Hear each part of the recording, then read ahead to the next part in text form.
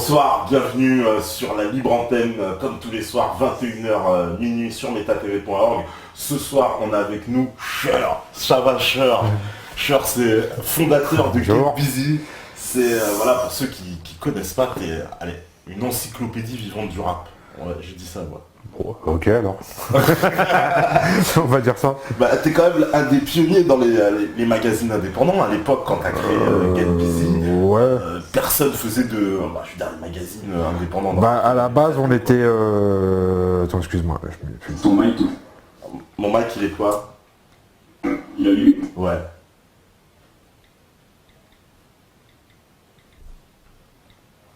Ça passe pas, tu m'entends? 1, 2, voilà, il y a des petits problèmes techniques apparemment. Voilà, donc tu m'entends, bon bah si ça passe, normalement ça devrait aller. C'est bon. Bon bah parfait. Alors, Oui. Donc toi, voilà, t'es un pionnier du rap, ça fait, on va dire, t'as connu le rap quand même, on va dire à sa racine. Le rap français, on va dire en 85, Bon, on a connu rien encore. Bon, en 85, il n'y avait pas Get Busy non plus. Bon non, mais t'étais déjà là. Ouais, moi j'étais un b-boy, quoi, comme plein d'autres, quoi. Mais c'est vrai que j'ai pris le truc dès qu'il arrivait fin 82, 83, quoi. Donc j'ai vraiment... j'ai embrassé la culture hip-hop dès qu'elle arrivait, même avant Sydney. Même avant Sydney, ouais. Même avant Sydney. J'ai commencé déjà par Sydney à la radio sur Radio 7. Ouais. Qui a été au début, mais enfin moi j'écoutais déjà toujours j'étais sur la bande FM, toujours à la recherche des émissions de funk et tout ça, Ouais. donc j'écoutais, à l'époque c'était vraiment la bande FM, c'était vraiment les radios libres et ça portait vraiment son nom, donc c'était un grand bordel, t'avais des radios aussi comme ta télé aujourd'hui qui était vraiment... Ouais, mais nous c'est la seconde période. Et en plus, voilà, c'était les radios libres, c'était des radios qui étaient clandestines parce qu'elles n'avaient pas l'autorisation, donc t'avais RDH, t'avais Carbone 14, et t'avais par contre une seule radio qui appartenait à la maison de la radio, mais qui appartenait à Radio France, c'était Radio 7. Et t'avais des mecs qui passaient de la funk qui s'appelaient Smith et Wesson, donc écoutez ça, et après Smith et Wesson ont dégagé, et c'est Sydney qui passait de la funk. Ouais. Et petit à petit, il a commencé à passer les premiers trucs de hip-hop, Planet Rock, Grandmaster Flash, tout ça, avant même qu'on découvre vraiment la culture hip-hop, quoi. Et puis petit à petit, il a commencé à recevoir les gens via les contacts qu'il avait avec Laurent Struitou, Sophie Bramley, tout ça, Ouais. Bernard Zécry. Et donc voilà, de fil en aiguille, et puis après, ouais, l'émission à la télé. Mais le premier choc, ça n'a même pas été ça, ça a été le Zulu Nation Tour quand ils sont passés au Bataclan, je crois. Ils avaient fait venir Bambata, DST, Fab Five Freddy, Futura 2000, Mr Freeze et les Rocksteady Crew. Et c'était passé sur TF1 dans l'émission d'Alain Manval. Et là, c'était une claque, quoi. Pas tellement pour le délire scratch, tout ça, ce qu'on comprenait pas. C'était un peu bizarre. C'était nouveau, on comprenait pas. Mais c'était les danseurs, quoi. Rocksteady Crew, tout ça, on est devenus dingues, quoi. Ah ouais. Ah, on voit ça. Le lendemain, au lycée, tout le monde parlait que de ça, quoi, en fait. Ah, c'était vraiment la plus grande claque. La première claque, ça a été ça, quoi. Ça, et alors, après, donc il y a eu... comment le rap il est arrivé en France, le rap français, les premiers groupes? Parce que toi, pour te dire quand même, tu connais tous les groupes de rap français de base. Enfin, de tête, pas tous, mais bon, à l'époque, t'avais Johnny Go et Destroyman, t'avais Dynasty qui rappait au début. Lui, il était sur une radio qui s'appelait RDH avec un mec qui s'appelait Ben, Bad Benny. Et lui, c'était un des premiers vraiment, les mecs qui rappaient ça, il faisait un peu des textes à la Grandmaster Flash, mais en français. C'est le Benny qui a produit après. Non, rien à voir. Non, rien à voir du tout. Okay. Non, c'est un mec qui s'appelait Bad Benny, qui travaillait dans un magasin de disques à Champ-Disque avant qu'il vendait de la funk. D'accord. Et il travaillait avec qui à cette époque? Il travaillait avec Phil Barnet, qui était un des premiers qui rappait. Qui rappait sur Carbone 14. Donc t'avais Phil Barnet sur Carbone 14, t'avais Dynasty qui de temps en temps allait sur Carbone 14, qui était sur RDH, donc avec ce mec-là, Ben. T'avais Ben et le frère de Salim Teufa. Ouais. Voilà, Human Big Box, son grand frère. Et à l'époque, Dynasty s'appelait Speedy Dan One. Voilà. Donc t'avais ça, t'avais le Nec Plus Ultra, t'avais le Nec Plus Ultra, c'était Joël Chic, Noël Chic et j'ai oublié l'autre. T'avais Iron Issue qui rappelle, donc c'est les premiers mecs qui arrivaient chez Ciné quand il était sur Radio 7 aussi, quoi. Ah, ça c'était les pionniers. Ouais. Voilà, Johnny Go, Destroyman, tout ça. Et puis un peu après, il y avait comment ça s'appelle parce qu'en fait Ciné, quand ça s'est cassé la gueule l'émission, il est retourné à Radio 7 une courte période. Ouais. Et c'est là qu'il a commencé à avoir beaucoup de rap et c'est là qu'on a vu débarquer. On a entendu débarquer les New Generation et tout le mouvement authentique, quoi, tu vois. Surtout les New Generation. Et New Generation à l'époque, quand Ciné était revenu sur Radio 7, donc ça devait être peut-être un truc comme 84, 5, 6, je sais plus, 84, 85 je pense. Et les New Generation, ils avaient ramené un nouveau style quand même. C'était déjà une progression dans le rap. Ah bah, il y a un clip, Ils commençaient à ramener un peu le début des turnstiles, un peu des nouveaux styles de phrasés et tout ça, quoi, tu vois. Donc ça, c'est vraiment les débuts. Après, t'as vraiment le tournant, ça a été Rap Attitude, quoi. Voilà. Ça a été, non, le Dina Style sur Radio Nova, début. Donc c'était fin des années 80, ça devait être Dina Style 88, 89, 90, je sais plus exactement. Donc, et à partir du Dina Style, bon, bah, t'as le mec qui a flairé le coup, c'était Benny de Rap Attitude, avec Virgin et tout ça, et donc ils ont récupéré pratiquement tous les mecs qui étaient devenus un peu des stars sur Nova, quoi. Parce que ouais, Benny en fait, alors ça c'est pareil, parce que tu sais, on a reçu Mathias Cardier, alors on avait revu en long et en large l'histoire. Ouais. Tu vois, t'es pas d'accord avec sa version Alors écoute, j'ai pas lu le livre, à chaque fois je l'ai vu lui en interview. Alors c'est, j'ai pas envie de parler parce que j'ai pas lu le livre, donc ça serait pas honnête. J'ai vu que toute son argumentation sociologique, ses sources et tout ça, je vais pas en discuter parce que bon, il a l'air de connaître son sujet. Enfin, en tout cas, il a ses sources, il a ses trucs. Mais toi, que ta vision d'ensemble. Non, mais moi je suis pas. C'est super intéressant. Si tu veux, moi je parle après de ce que j'ai vu de lui. Mais c'est pareil, j'ai pas parlé avec lui, j'ai pas lu son bouquin. Il faudrait que je me décide peut-être à lire, mais bon, c'est pas un truc que j'ai spécialement envie de lire.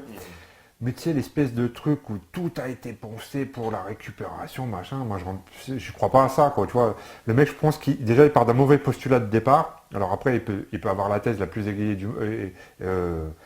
du monde. Le rap, c'est pas fait pour dénoncer, le rap, c'est fait pour énoncer. Tu comprends? Le rap, tu racontes ta vie. Alors, il n'a jamais été dit que les rappeurs devaient être politiques, sociaux ou machin. Ils peuvent l'être, mais de mille et une façons, tu peux raconter ta vie de marrant, ça raconte... Tu regardes tous les premiers raps, que ce soit aux États-Unis ou ici, ça racontait des histoires de meufs, des histoires de machin. C'était pas que du rap politique, machin. Parce que il y a un mythe en France, c'est que nous, on a reçu ça. En même temps, on a reçu ça avant que même que le Sydney et tout ça arrive, avec 82 Grandmaster Flash de Message. Donc on a reçu toute une mythologie que c'était la voix des ghettos, qu'il fallait dénoncer et tout ça. Mais quand tu tombes sur une interview, moi je suis tombé une fois sur une interview de Melly Mel, le mec qui rappe des Furious Five, qui m'a démystifié tout ça. Parce qu'en fait, ce morceau-là, quand tu regardes tous les autres trucs de Grandmaster Flash et les Furious Five à l'époque, c'était des parties records. C'était des trucs avec des gimmicks pour bouger la salle, avec de l'ego trip et tout ça. Le Message, c'est pas eux qui l'ont écrit. C'est un mec qui était un gros producteur de l'époque, qui s'appelle Duke Booty, qui était ce que Marley Marl a été après, mais avant Marley Marl. C'était le mec qui a produit tout à l'époque de 82, 83, 84. C'est le mec qui a produit des grosses bombes pour plein de trucs. C'est lui qui arrivait avec ce morceau-là, avec un texte social et tout ça.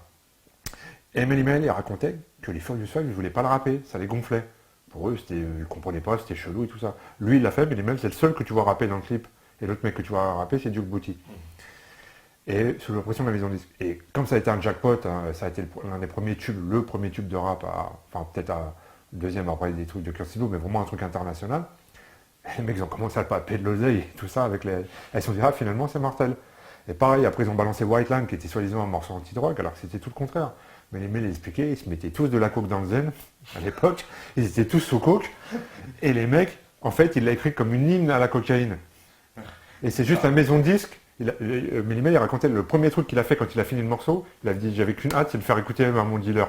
Tu vois, parce qu'en fait c'est une boîte qui s'appelait le Fever, qui était dans le Bronx, où tu avais toutes les stars, où Russell Simons, Randy MC, tout le monde allait, toutes les stars, Curtis Blow, machin à l'époque. Et en fait, si tu veux déjà même comprendre tout ce délire-là, parce que c'est les années 80, c'est encore un truc spécial aussi aux États-Unis.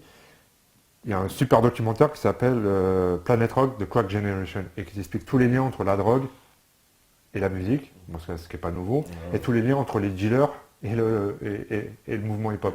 Comme quoi le style de vie des dealers, déjà dès les années 80, 70, a influencé les trucs. Les rappeurs, en fait, leur modèle, c'était les dealers, c'était eux qui avaient les voitures, c'est eux qui avaient les bijoux, c'est eux qui avaient les sapes, c'est eux qui avaient les meufs. Et c'était ça. Et leur mode de vie, comme il disait Mélimel, les rockers, ils avaient sexe, drogue et héroïne, nous on avait rap, sexe et cocaïne. C'était leur mode de vie. Donc tout ça, ils ont fait un morceau que nous on a appris pour un truc, ouais, la drogue c'est pas bien, faut... Alors qu'en fait, c'était pas du tout ce délire-là. Donc on est parti d'un mythe qui est faux.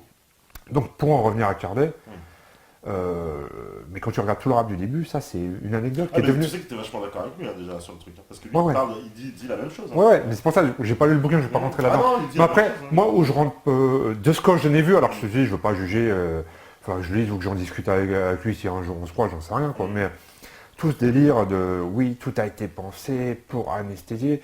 Si tu veux, le FBI, la CIA, je pense qu'ils n'avaient pas besoin du rap pour anesthésier les ghettos. Ils avaient la drogue, ils avaient le Vietnam, ils avaient fait plein de trucs, ils avaient la police, ils ont canardé tous les grands leaders noirs. Ils n'avaient pas besoin de réfléchir comment. Je pense que là où ils confondent, c'est prendre les conséquences pour des causes. Dans le sens où. Après, c'est des concours de circonstances, c'est-à-dire tout mouvement culturel, musical, est à un moment amené à se confronter à l'industrie, aux gens qui sont en place. C'est même pas que la récupération, c'est que les gens se croisent et au bout d'un moment, c'est obligé. C'est-à-dire, alors si c'est l'incroyable imposture du rap, tu peux faire l'incroyable imposture du rock, de la new wave, de machin, de l'accordéon, de tout ce que tu veux, parce qu'au bout d'un moment, c'est la logique des choses. Et c'est des rencontres des gens, et je pense pas que ça rentre pas dans un complot, ou enfin je ne vais pas parler de terme de complot, mais un plan complètement planifié pour anesthésier ça, machin. Et après, il y a un truc qui est très simple, qui est vieux comme le monde, c'est la loi du marché. C'est-à-dire, tu donnes aux gens ce qu'ils achètent, quoi, tu vois, tu donnes aux gens ce qu'ils leur vendent. Et donc, au bout d'un moment, toi, tu fabriques ta tarte tatin chez toi, elle est très bien, et puis demain, il y a un industriel qui fait de la tarte tatin industrielle, et puis il en vend à la terre entière, quoi, tu vois, et puis c'est comme ça. Donc voilà, après, bon, je te dis, je ne sais pas exactement tout ce qu'il dit, tout ça. Après, je pense qu'il a une bonne culture sociologique. Je suis pas sûr que sa culture rap soit si approfondie que ça. De ce que j'en ai pu en percevoir. Mais après, je veux pas préjuger, quoi. Tu vois. Ouais, bah, toi, justement, parce que tu as une bonne culture rap depuis. Alors, rap voilà. français. Mais si tu veux, tous les trucs, si tu veux le constat, pour dire oui, le rap c'est devenu ça, je peux être d'accord avec lui. Après, il ne faut pas confondre, je pense, les conséquences et les causes. Quoi, tu vois, parce que c'est plus complexe que ça. Tu ne peux pas dire oui, ça a été prémédité par tel ponte de l'industrie, tel mec du gouvernement. Non, c'est pas. Je pense pas que ça soit aussi. Mais tu n'es pas d'accord avec, par exemple, l'histoire quand je parle de récupération, par exemple, on se souvient de Jacques Lang.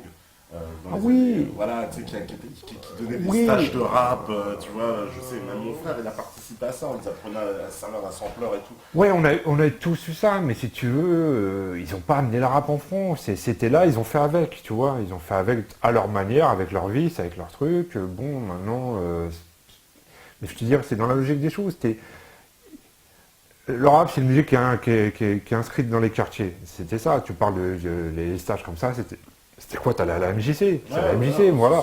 La MJC, c'est tout ce qu'ils avaient trouvé de toute façon pour animer les quartiers ou machin, quoi, tu vois. Donc, ce sont des éléments qui se sont coordonnés, enfin, des concours de circonstances, des trucs qui se sont télescopés. Je pense pas qu'il y avait une préméditation. Après, la récupération, elle est innée au système politique, quoi, tu vois, je pense. Ouais, parce qu'il y a eu une... comment dire, moi quand je parle de ça aussi, Skyrock par exemple, tu vois le phénomène Skyrock dans les années 90. Ouais, mais c'est là que j'en reviens à un truc, moi je pense pas au truc, alors qu'après peut-être que c'est des idées de marketing, ils disent voilà les jeunes, il y a ça, donc tu peux parler d'abrutissement si tu veux, mais en même temps, ça je crois que je vais l'éteindre, donc excuse-moi, mais si tu veux, il y a un truc qui est simple, ça s'appelle la loi du marché, comme il disait Coluche, il suffirait que les gens les l'achètent plus pour que ça s'arrête de se vendre. Et c'est aussi simple que ça. Les gens, ils bouffent la merde qu'on leur donne. Et t'es pas obligé, au bout d'un moment. Tu sais, moi, quand les gens ils parlent de Skyrock, moi, Skyrock, c'est un problème que j'ai révélé il y a longtemps. La radio, elle est tombée en bas, je l'ai jamais réparée. Tu vois, maintenant, t'as 1 milliard de radios sur Internet. Bouge ton cul, vas-y. T'as des radios pour tous les styles. T'en as pour tout le monde. Moi, tu sais, sur mon téléphone, tout le monde a des smartphones maintenant. Tous les gamins à 12 ans, ils ont des smartphones. Moi, j'écoute WBLS, la radio américaine. Tu peux l'avoir, tu peux avoir tout ce que tu veux dans le monde, tu peux avoir écouté des radios de Taïwan si tu as envie. Personne ne t'oblige à écouter Skyrock. Et Skyrock, t'as pas fait une clé de bras non plus pour truc. Après que Skyrock, c'est une entreprise commerciale. Ils ont vu une niche commerciale, ils ont vu un marché à prendre, ils l'ont pris. Tu peux dire que c'est pas bien, si c'est pas eux, ça aurait été d'autres. Il y a peut-être des pires ou des moins pires, j'en sais rien. Génération, est-ce qu'ils sont mieux? Est-ce que Génération Ado sont mieux que Skyrock? Ils ont juste moins de pouvoir, c'est tout. C'est les mêmes enculés en vérité. Bah oui. Grosso modo. Grosso modo, ouais, Génération, c'est ce que c'est devenu. Pareil, tu crois que la foresterie, il vaut mieux que Bouno dans le fond? Arrête. Oui. Arrête. Mais non. Donc voilà. Donc après ça, c'est la loi du marché, c'est le business. Et ça, c'est tous les mouvements, enfin tous les trucs musicaux sont voués à un moment à sortir à ça, quoi, tu vois. Ouais, à être récupéré. Alors après, t'en as qui sont machin, il y en a qui croient être des rebelles là-dedans alors qu'ils ne le sont pas, il y en a qui croient être un contre-pouvoir à ça alors qu'ils sont que dalle. Parce que bon, il faut arrêter, c'est le rap conscient aussi, il y a beaucoup de branlettes aussi là-dedans, tu vois. Donc, et puis même le rap, intrinsèquement, c'est pas né comme un truc contestataire révolutionnaire. Alors après, si on... c'est le packaging qui est vendu comme, quoi. Oui, c'est parce que nous, je te dis, on a reçu avec ce mythe-là. Alors après, les gens qui vont dire, oui, mais Gilles Scott Heron et tout, ouais, bon alors si tu veux, tu remontes au tam-tam pour dire que le rap, il vient de là aussi. Tu peux, si tu veux. Mais bon, vraiment, le rap tel qu'on le conçoit, nous, il est né dans la fin des années 70 avec Bambata et tout ça, quoi, tu vois. Ouais. Ah oui, donc ça... Alors, le rap est devenu médiocre, pire, il est nuisible, c'est Jacques Jacques. Donc, Cardé parle de récupération, pas de complot.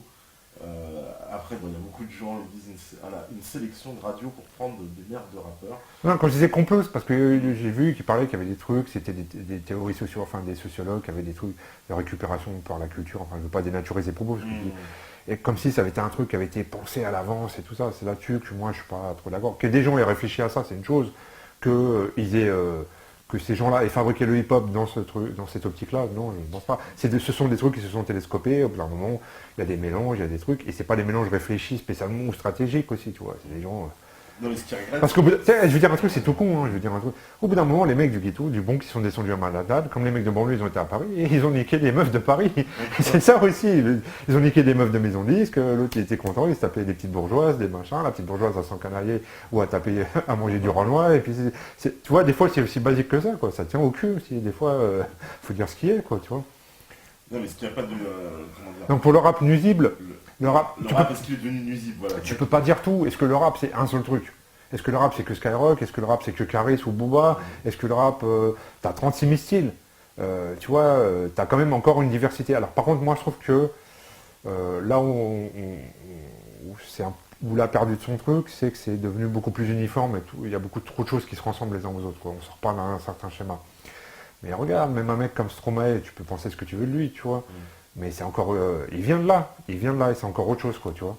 C'est encore autre chose, donc voilà. Non, il y a encore des trucs, après c'est à chacun de chercher. Mais tu peux pas, il y a un truc qu'il faut comprendre aussi, c'est que tu as un âge d'or qui est l'âge d'or du début, parce que c'est neuf.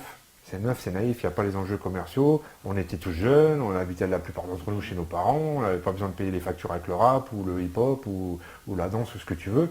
Donc forcément, c'est les belles années. Tu peux pas, tu vois, tout est neuf, tout est à construire. Il n'y a pas encore les dérives, il n'y a pas encore tout ça. Mais après, la suite, elle est logique, quoi, tu vois. C'est qu'avant, on avait 16 ans. Aujourd'hui, moi j'en ai 45, je sais pas quel âge t'as, et au bout d'un moment, ouais, t'es pas le même que t'étais avant, t'as perdu tes illusions, tu connais plus la réalité, la vie, et la vie elle est dure. Donc il y a plein de choses qui sont comme ça. Donc le rap a eu une jeunesse, et c'est normal qu'elle soit... c'est toujours nostalgique de ta jeunesse. Hein. Mais tu crois à l'influence du rap sur justement sur la société, sur la jeunesse? Ouais, oui et non, et c'est complexe, parce qu'en fait, si tu veux, pour moi, c'est la poule ou l'œuf. Est-ce que c'est le rap qui influence la jeunesse? Est-ce que le rap, c'est juste le reflet de la société? C'est un peu les deux. C'est un peu les deux, c'est-à-dire, moi, je pense que c'est juste un reflet de la société. La société, elle est squelette, t'as la télé-réalité, t'as des bimbos, t'as plein de merde, t'as l'argent, les gens, ils sont aux chiens, ils veulent de l'argent, ça se retranscrit. La délinquance, elle a pris une ampleur parce qu'à cause de les problèmes sociaux, la misère, tout est plus violent. C'est le reflet de ça. C'est le reflet de ça, et en même temps, ça en fait aussi, tu peux dire que ça en fait la promotion, donc c'est un peu un cercle vicieux, mais je te dis, c'est la poule ou l'œuf qui a commencé, voilà, est-ce que c'est la poule ou c'est l'œuf? T'as la réponse, toi? On a fait un long débat là-dessus, justement, mais tu vois, donc, pour savoir un peu justement si le rap il avait une influence négative sur les gens, ou est-ce que c'est justement la société, voilà, il est ce qu'il est.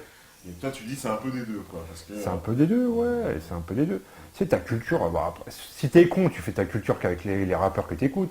Moi, le rap, ça m'a appris des choses, le hip-hop, ça m'a... c'est pour ça que quand ça arrivait en 83, moi j'avais arrêté l'école, je traînais dans les halls, et finalement ça m'a donné un objectif et j'ai repris l'école après, quoi, tu vois. Donc voilà, tu peux pas, et puis après c'est à chacun. Et je vais dire une chose, et après si t'es un abruti, c'est pas le rap qui va te rendre plus con ni plus intelligent, hein, tu vois. Si t'es con, au bout d'un moment... Après, je sais pas. Sur les mômes, les mômes ils choisissent pas, quoi. Ouais. Les mômes ils écoutent du rap maintenant, hein, tu sais bien. Mais regarde, mon môme il a 12 ans, je lui ai jamais fait écouter quoi que ce soit, je lui ai jamais dit écoute ça. Et puis moi je suis pas dans le délire, je vais pas dire à mon fils ouais écoute Public Enemy, si tu veux qu'il écoute Public Enemy en 2014, peut-être qu'un jour il se plongera dans mes vinyles et puis il kiffera, j'en sais rien. Mais mon fils il a 12 ans, il kiffe Orelsan, parce qu'il y a le pire pour moi, tu vois, le mec il a un style, il écrit... donc voilà, il n'a pas été écouté spécialement. Maintenant, peut-être qu'à 16 ans, il écoutera Carré s'il voudra se faire tatouer, j'en sais rien. J'espère pas quand même.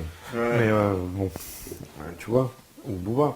Mais après, ouais, tu peux être influencé, tu peux être... ouais, il y a une part, tu as une part de responsabilité. Dès que tu parles, comme là, même là on parle, on a une part de responsabilité dans ce que tu dis. Ouais, Mais bien tu sûr. peux pas non plus être responsable de l'interprétation des gens. Tu sais, déjà quoi que tu dises, les gens l'interprètent toujours comme ils ont envie. Et puis, voilà, si t'es con, t'es con. Et comme on dit, hein, on fait pas d'Armorico un cheval de course. Hein. Ouais. Bah voilà. Mais ouais, non, mais ça c'est vrai. Parce qu'il y a aussi, tu sais, tu connais la fameuse réplique de Booba, je suis responsable de mes mots, pas de tes actes.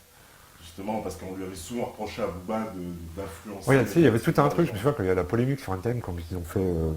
Lequel j'appuie sur la gâchette. Ah oui. Tu sais, c'était à l'époque où genre t'as des mecs aux États-Unis, des abrutis, qui disaient qu'ils s'étaient tirés dessus parce qu'ils avaient entendu des lyrics de hard rock à l'envers. De Judas Priest ou des machins. Enfin, le mec il avait une tronche, il s'était loupé, il s'était tiré au fusil à pompe dans la tronche. Il avait une tête de moupette. Donc voilà, si t'es con pour dire que c'est un disque qui t'a dit de te tirer une balle dans la tête, c'est pas un disque qui va te trouver un travail, c'est pas un disque qui va te... je sais pas quoi, bon moment, à part si tu... Moi je vois la seule musique qui peut t'aider c'est l'Expo si tu veux serrer des meufs ou du zouk, hein. Après le reste, c'est pas la musique qui va faire ta vie quoi non plus. Ouais, parce que ça... Mais c'est vrai que la musique... Mais voilà, mais est-ce que c'est le rap? elle D'accord, influence, alors quoi. si le rap il influence, je veux dire une chose, si le rap, on va faire très simple, si le rap il influence la jeunesse, et bon, je pense que les parents, il faut qu'ils se remettent en question aussi un petit peu, quoi, tu vois. Parce que si c'est le rap qui dit ton gosse, c'est que t'es un mauvais père ou une mauvaise mère pour moi, pour un marque, quoi, tu vois. Si la seule éducation qu'il a ton fils, c'est des disques ou des clips, il est où ton rôle de parent, quoi, tu vois. Tu sers à rien, donc. Là, c'est mon point de vue. Élevez vos enfants. Alors, qu'est-ce qu'on nous dit?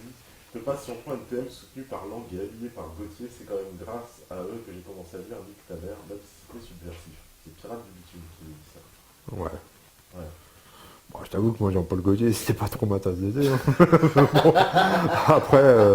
après c'est leur vie, hein, je sais pas.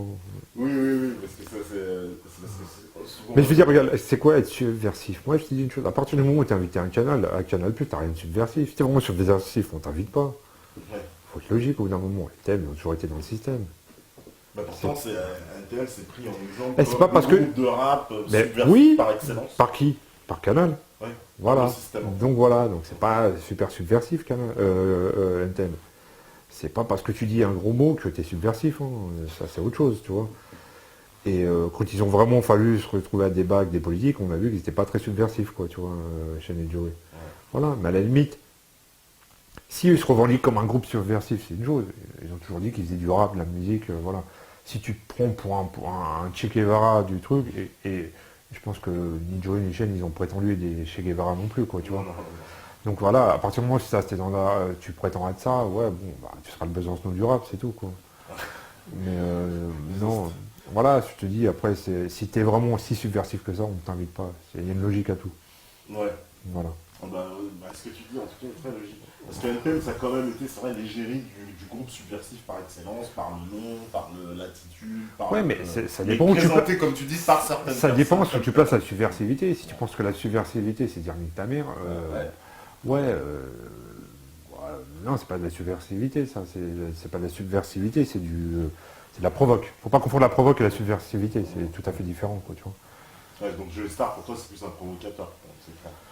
Il est ce qu'il est, il est lui, quoi, tu vois. Après, c'est pas...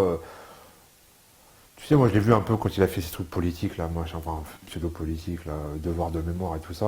Ouais. Bon, si je veux avoir des discussions vraiment poussées en politique, c'est pas avec lui que j'irai discuter, quoi, tu vois. Il m'intéresse pas, parce qu'il m'apprend pas grand-chose, quoi, tu vois. C'est un peu limité, quoi, pour moi. Mais de toute façon, lui-même, tu vois, il a fait ça un moment, il a arrêté, c'est qu'il était pas à fond là-dedans, quoi, tu vois. Parce que sa meuf, elle était dedans, voilà, tu vois, c'est une histoire Oui, de... j'ai vu Tu vois, ça. ça revient à ce que je disais, ça c'est lié au cul, tu vois. Ta meuf a fait de la politique, t'es politique, et puis demain, t'es avec une meuf fleuriste, t'aimeras les fleurs, hein, tu vois. Alors, Squat a niqué Canal, on dit ça. Il a rien niqué du tout. Il a rien niqué du tout. Squat a... Il a fait n'importe quoi, il croit que... mais que dalle pour moi. Il s'est ridiculisé, il a mis mal à l'aise son frère. Il a fait un truc qui est tombé dans l'eau, genre parce qu'il a... Enfin bref, avec sa veste, pour monter... Bon, ok. Enfin bref. Après tu vas t'asseoir sur le plateau, fallait dire, bah niquez vos mères, Canal, je m'en vais, et tu lâches le micro et tu t'arraches. Tu viens, tu t'assois au plateau avec ta veste de costard. Mec, qu'est-ce que tu racontes? Qu'est-ce que tu racontes? Tu vois, quand tu parles des gens qui se prennent pour Che Guevara, bah lui, c'en est un par contre, là, tu vois. Bref. Alors, il ne m'a pas compris l'ami, je les accuse de m'avoir appris l'invincibilité très jeune. L'incivilité. L'incivilité, pardon, très jeune, moi qui étais subversif en disant une thème pour dire nique ta mère, pirate de bitume. Ouais, mais c'est ce que je te dis, si t'as cru que la subversivité c'était répéter les paroles d'NTM, t'étais à côté de la plaque, mon Il pote. dit quand on était jeune, ça l'a influencé, quoi. C'est ça qui l'a... Bah, je reviens à ce que je t'ai dit, hein. Enfin bon, après, je sais pas, c'était les parents, ils auraient dû t'éduquer autrement, tu vois. Après, je sais pas, moi, NTM, ça m'a pas... j'ai pas été niquer ma mère après avoir écouté NTM. Hein. Ouais. Et nique ta mère, je le disais avant d'écouter NTM. Hein. Bon. Ouais, c'est clair. Après, on nous dit, depuis 35 ans, je promène cette petite planète, ma petite carcasse venant de Toulouse. Un peu du milieu skate, du rap, enfin d'influence plutôt underground, je ne retrouve que très peu dans les messages d'aujourd'hui. Il me semble que l'on dénonçait certains abus plus qu'aujourd'hui, sans forcément vouloir de la pognasse et de la bonasse. Le hip-hop aurait pu devenir une partie de notre culture et fait partie d'un divertissement qui tourne à fond les boulettes sur MCM et autres chaînes du CAV, enfin. Voilà, il trouve que y a beaucoup de gens, non parce que ça c'est un truc que je retrouve beaucoup chez les anciens, qui ont une espèce, alors comme tu as expliqué tout à l'heure, l'âge d'or il était au début, mais c'est cette nostalgie de dire tiens je me retrouve plus, j'arrive plus à me reconnaître. Ah bah moi je pense que si tu as un certain âge, déjà passé 30-35 ans, tu veux écouter quoi dans le rap français réellement, tu vois, c'est qui te parle, personne. Ça parle à des jeunes, comme il disait lui qu'il a été avec NTM, à 16 ans, à 16 ans tu as besoin d'entendre des gros mots, parce que tu crois que c'est mortel, tu es dans ta chambre, ouais, t'écoutes ça, tu vois. Ça fait penser, t'as jamais vu les One Man Show d'Eddie Murphy? Oui, il racontait quand il était petit, il écoutait les stand-up, les shows de Richard Pryor. Sur Richard Pryor, il disait plein de gros mots et tout ça, il écoutait ça en rebelle et tout ça, il écoutait ça derrière son oreiller, il a dit motherfucker, il a dit bitch, oh là là, c'est tout. Bah voilà, quand t'as 16 ans, t'as un groupe qui arrive qui dit nique ta mère à la télé, tu crois que c'est mortel. Mais parce que t'as 16 ans. Par contre, quand tu trouves ça encore mortel à 35 ans, c'est que t'es vraiment con. Voilà, tu vois, c'est autre chose, quoi, tu vois. Alors, on nous dit que mon micro est très bas, Stéphane. Il y a pas mal de... Je sais pas si... Mais il marche pas du tout. Il marche pas du tout, en fait. On va peut-être prendre un autre micro. On va prendre celui-là. Voilà, là, tu vas m'entendre. Voilà, tu m'entends. Donc, tout est en direct, hein, bien sûr. Hein, bon. Mais, oui, il est allumé, ouais. Oui, il est allumé. Tu m'entends? Ah d'accord, attends, c'est normal. Ils ont pas payé les EDF. Ok, alors attends, tu sais pourquoi? C'est celui-là qu'on va prendre. Voilà, c'est celui-là. On va prendre le 1. Alors, voilà, là tu m'entends là. Parfait. Voilà, super. Et ben là, je pense que c'est bon maintenant, voilà. Okay. Bon, petit problème de micro. Alors, Tepa, j'avais 8 ans et pas de musique à la maison. Par contre, l'école, oui. Un peu, je m'en foutisse les analyses. Voilà. Il dit ouais, que lui, en fait, il était un peu... Non, mais à 8 ans, c'est normal. Tu peux pas 8... t'en vouloir, Pirate du Bitume. À 8 ans, à 8 ans, tu sais, on a tous écouté des trucs, voilà, quoi. Bah oui, c'est ça, c'est parce que les jeunes, maintenant, ils s'écoutent du rap de plus en plus tôt. Parce que ça, c'est une nouveauté. Toi, à 8 ans, t'écoutais pas du rap. Il n'y avait pas. Lui qui dit qu'il a écouté NTM, c'était quoi le paysage musical français à l'époque? Ouais, c'est ça, il y avait rien. Ouais. Donc déjà, t'arrives, t'as un truc qui te parle, tu vois. Aujourd'hui, c'est pas pareil. Mon gamin qui a 12 ans, le rap, ça a toujours été là. Ouais, ça a toujours été là, ouais. Tu vois, c'est autre chose. Ouais. Par contre, en 90, qu'est-ce que t'as comme truc? T'as que des vieilles stars des yéyés. Parce que tu regardes toute la variété française des années 80, c'est que les vieilles stars des yéyés, tu vois. Mais voilà, quoi. Oui, parce que... comment dire, Donc c'était quand même un truc, c'était quand même vivifiant, quoi, tu vois, c'était quand même un truc qui faisait plaisir. T'avais des gens qui te ressemblaient, des gens qui venaient de toi, qui te parlaient. Alors même maintenant, c'est pour dire que... Et même quand tu regardes NTM comparé à aujourd'hui, c'est quand même très gentil. Hein. Ouais, bien sûr, c'est très gentil. À part le nom, nique ta mère, ça dit pas grand-chose de... Tu vois, c'est très... le discours, c'est vrai qu'il faisait pas peur au sens... ouais, c'est pas révolutionnaire, comme tu dis. Il faisait peur à certains trucs, mais voilà, c'était pas... c'est de la rigolade à côté d'aujourd'hui, quoi, tu vois. Bah, aujourd'hui, moi, les rappeurs, quand j'écoute, il y en a certains, bon, je trouve c'est comme tu dis, l'âge d'or, il est passé, quoi. Ouais, mais après, ça parle aux gens de maintenant. Peut-être ça parle, comme tu dis, peut-être dépasser la trentaine. C'est la truc aujourd'hui, voilà, parce que t'as pas les mêmes préoccupations, t'as pas les mêmes trucs, t'es pas... Et puis la société a changé, enfin, c'est les mêmes choses, mais en pire. Donc, le rap, il suit ça aussi, je pense, quoi. Alors... Il y a Jacques qui dit ça va pas faire plaisir à l'invité, mais chez Lionel D, quand on a entendu les NTM passer derrière les New Generation, c'était comme passer de Chantal Goya à Public Enemy. Ouais, non, mais ça, quand je dis que New Generation, ils ont amené un truc, mais ça c'était en 85 chez Sydney. En 90, bon, ils étaient déjà d'une autre époque, quoi, tu vois. Ouais, parce qu'il y a eu à chaque fois des époques comme ça. Bah oui, il y a des Ça, c'est un truc, renouvellements c'est, dans le rap, partout, ouais. dans le rap carré, dans le rap français, quoi, Ouais. tu vois. Après, toutes les clips Time Bomb, quand ils sont arrivés, ils ont amené un nouveau truc Un aussi. nouveau souffle. Voilà, et t'as d'autres trucs, voilà, et ça, demain, ça sera autre chose encore, quoi, tu vois. Ouais, parce que. Mais est-ce que justement, alors moi, ma question, c'est aujourd'hui, voilà, 2014, il y a peu déjà des labels qui ont survécu, il n'y en a pas beaucoup de l'époque, Ouais. des labels rap. Ouais. Et il y a encore moins de rappeurs à la tête de télévision, de radio Alors, si rap, tu veux, de c'est marrant, parce machin. que c'est une discussion qu'on avait tout à l'heure. Un mec de Techniverse qui m'a interviewé. Et je dis, tu sais, nous, on n'a plus à discuter. J'estime, tu sais, les gens qui vont chez Ruquier et les rappeurs, machin, s'excuser encore de faire du rap, de demander, allez vous faire enculer, ça fait 30 ans qu'on est là, on est la musique préférée de la jeunesse française. On est parmi tu regardes les plus grosses ventes de disques français, c'est des Stromae, des sections d'assaut, je dis pas que c'est bien, hein, je m'en fous, mais c'est des gens du rap. Combien de temps vous allez nous casser les couilles à nous demander si est-ce que ça va durer, est-ce que c'est une musique comme les autres, allez vous faire foutre. Ça fait 30 ans qu'on est là, on a gagné partout. Ou la victoire et la merde, c'est qu'on a gagné, mais il y a toujours beaucoup de clichés, de préjugés sur le rap, et surtout, on est à la tête de rien. On contrôle rien. C'est là que la victoire est amère. Mais quelque part, dans les mœurs, on est rentré. Tu vois, ce que même je peux dénoncer Cardé, c'est parce qu'aussi on est partout. On est rentré partout. On est rentré dans mais discuter encore de la légitimité du rap dans la société française, on est dedans, allez vous faire foutre. C'est quoi? On peut dire, là, on est en train de faire l'autocritique du rap, c'est bien. Mais c'est quoi les musiques d'à côté? C'est quoi la variété française? Vous êtes sérieux, les gens aussi? Tu vois, c'est quoi à côté? C'est que dalle, c'est de la merde. Tu vois, je préfère même écouter Booba que écouter Benabar quand même. tu vois, donc à un moment, il faut voir ça aussi. Il y a quoi à côté? Il y a quoi de mieux? Et là, nous faire... Tout ce qu'ils ont à sortir, c'est leur vieille référence. Oui, mais Brel, oui, mais Brassens. Ils sont morts, hein, on vous a pas dit. Et ça y est, ils sont morts. Donc oui, ouais, Brel, c'est peut-être mieux que Booba d'après toi, mais Brel, c'est mieux que tous les chanteurs de la variété française à la con aussi. Pourquoi vous leur dites pas comme vous les recevez? Ah oui, c'est ça. Donc il y a toujours ce truc-là quand même de condescendance par rapport au rap, alors qu'on est la musique numéro 1. Mais après, c'est le truc des rappeurs, quand tu vois la télé, il faut toujours les premiers de la classe, ils sont là presque à s'excuser d'être là. Non, t'as pas à t'excuser d'être là. T'as vendu 300 000 albums, alors que sur le même plateau, t'as une actrice qui fait des films que personne ne va voir, un chanteur à la con de variété française qui fait 20 000 ventes, et c'est toi qui a presque honte d'être là parce que tu te demandes si t'es pas à ta place. Faut qu'on prenne la place qui est la nôtre aussi, tu vois. Ouais, mais justement, c'est ça, quoi, parce que le rap, par exemple, indépendant américain, il a réussi à s'imposer quelque part aux États-Unis, puisqu'ils sont devenus, il y a eu des gros labels jusqu'à aujourd'hui, voilà, il y a eu quelque chose, en France, on a l'impression qu'on est passé à côté de ça. C'est ce cap qu'on a loupé, je pense, ouais. C'est-à-dire le contrôle. Pas Si tu veux, il y a comme un truc, je pense que là, ça a failli se faire, c'était avec Sector A à un moment. Et puis moi, après, il y a eu toute leur histoire avec Génico, tout ça, il devait y avoir la Sector A, parce que Trace, à la base, ça devait être Sector A TV, hein, au début. Ouais, Trace, ouais, tout à fait. Ouais. Et puis là, pour moi, le basculement, il a été là, quoi. Après, c'est-à-dire que t'as l'impression que c'est là que tu rejoins, là, tu peux comprendre qu'arriver à un certain niveau, là, on te fait comprendre que non, je pense que les bas années, vous allez redescendre d'un ou deux étages, quand même, quoi. Ouais. Donc, voilà, quoi.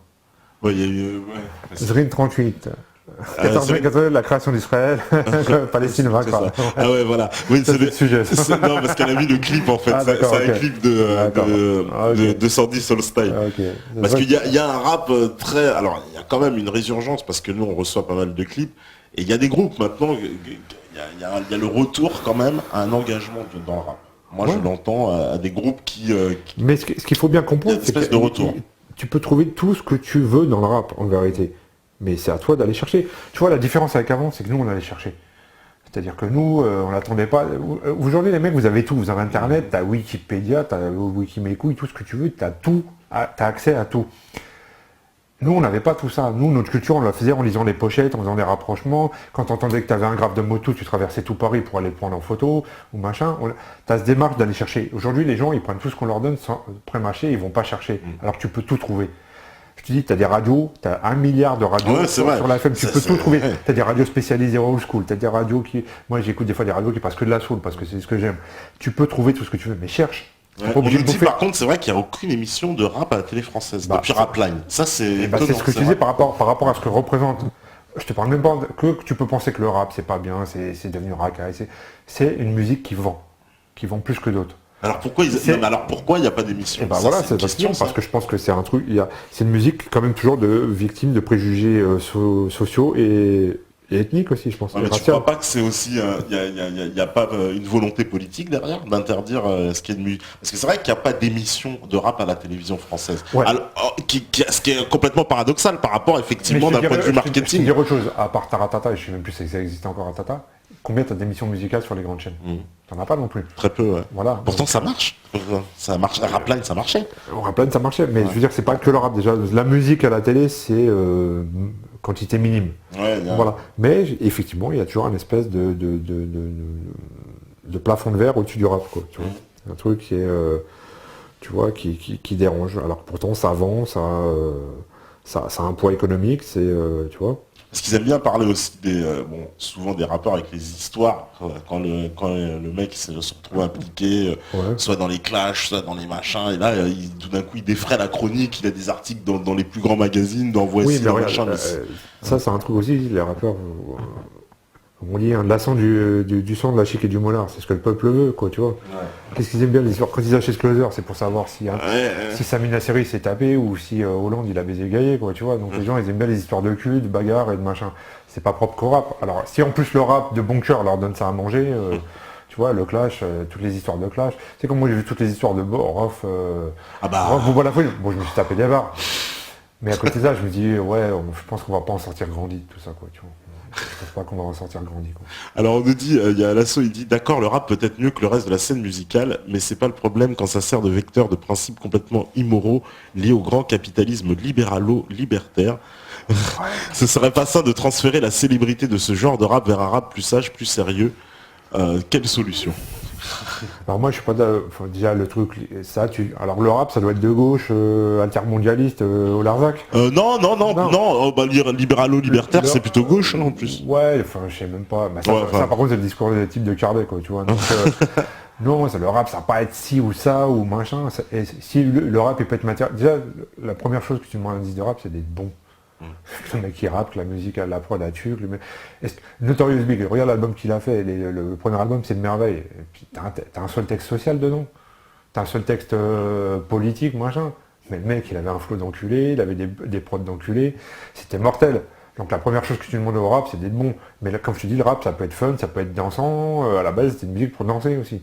Tu vois, donc le rap, oui. Alors ça c'est la razzia. Alors justement, toi je vais me dire ce que t'en penses. Eux ils donnent une définition au rap, ils me disent il y a le rap et le MCing. Et ils pensent qu'il y a eu une confusion des genres, c'est-à-dire que le MCing, c'est l'espèce d'animation. Tout ça, pour moi, c'est un peu des définitions branlettes où chacun est persuadé d'avoir la vérité. Ouais. Tu dirais que personne n'a tort et personne n'a raison. Le rap, c'est tout ça et son contraire à la fois. Ça peut être tout. Il n'y a pas un truc qui dit que le rap, ça doit être comme ça. Tu comprends? C'est pas fait que pour être fun. Le rap, c'est toi qui en fais ce que tu es, tu vois, aussi. C'est-à-dire, si toi, si t'es un militant, moi, tu feras du rap militant. Si t'es un chambreur, tu feras du rap marrant. Si t'es un Didi, tu feras du rap pour les meufs. Mais pour toi, rappeur MC, il n'y a pas de différence. Écoute, nous, avant, on écoutait Public Enemy, on écoutait Kid and Play, on écoutait Jazzy Jeff et Fresh Prince, on écoutait Biz Markie, qui étaient des amuseurs, des machins, qui faisaient du rap mortel. On écoutait NWA, et j'aimais tous ces groupes-là, tu vois. Et voilà, donc pourquoi on pourrait pas aimer tout ça aussi à la fois, quoi, tu vois. Le rap, c'est pas que ci, que ça peut pas être que du politique, ça peut pas être que du machin, que du bidule, que du racaille, tu vois. Il en faut pour tous les goûts. Alors, le rap, c'est aussi bien Booba que Hocus Pocus, que ça vous plaise ou pas, quoi, tu vois. Et c'est comme ça. Il y a Hugues Saint-Gilles, lui, il dit que pas spécialement d'accord, il dit qu'à 35 ans, il aime toujours écouter du rap. Il écoute toujours des albums de Wu-Tang des années 90, un mec comme Oxmo. Bon, oui, d'accord, il écoute des albums d'avant. Moi aussi, j'écoute des albums d'avant. C'est marrant, ouais, ok. Oui, les vieux Wu-Tang aussi. Moi, je les écoute aussi, je confesse. Moi, j'écoute même des James Bond de 68. Voilà. Pas de problème. Hein. Alors, concernant le rap US, ils bossent tous avec les francs-maçons. Je vous invite à regarder les clips de Willy Louen et toute cette merde sur MTV. C'est plein de messages subliminaux, sataniques et francs-maçons, messages destinés à pourrir l'esprit des jeunes. Ça te fait rire, la franc-maçonnerie dans le rap? Bon, il y a quand même des signes francs-maçons chez certains rappeurs américains, on peut pas le nier. Chez Jay-Z, chez Kanye West. Ce que ça veut dire et tout ça, et puis déjà d'une. Moi je m'en fous des francs-maçons. Des francs-maçons. Ouais, des francs-maçons. Moi je suis des francs-maçons. Parlez-moi des francs-maçons. Voilà. Les mecs, c'est qui tu vas dire que c'est les francs-maçons encore qui ont fait. C'est qui? C'est le Grand Orient qui contrôle Def Jam ou. Mais c'est vrai que Jay-Z, quand même, il nous met des signes sataniques. C'est pas ça que tu peux lui reprocher. Le truc qu'il fout la rage chez lui, c'est qu'il baisse Beyoncé. C'est ça qui me fout la rage. Je m'en fous qu'il soit franc-maçon ou... Voilà, c'est qu'il baisse Beyoncé, l'enculé, alors qu'il est même pas beau. Ouais, mais il y a quand même une idéologie derrière. Surtout Jay-Z, quand même. C'est quand même... Jay-Z, qui t'analyse l'histoire du rap, il est arrivé en mode player... à un moment où il a enterré... il n'est même pas arrivé en mode player, il est arrivé avec son premier truc, c'était avec The Jazz. Ah ben bien sûr, c'est avec dans le délire afrocentriste à fond. À fond, bien sûr. Voilà, après, il était dans un truc à la Nation of Islam, 5%er et compagnie. Non, je parle quand il a cartonné.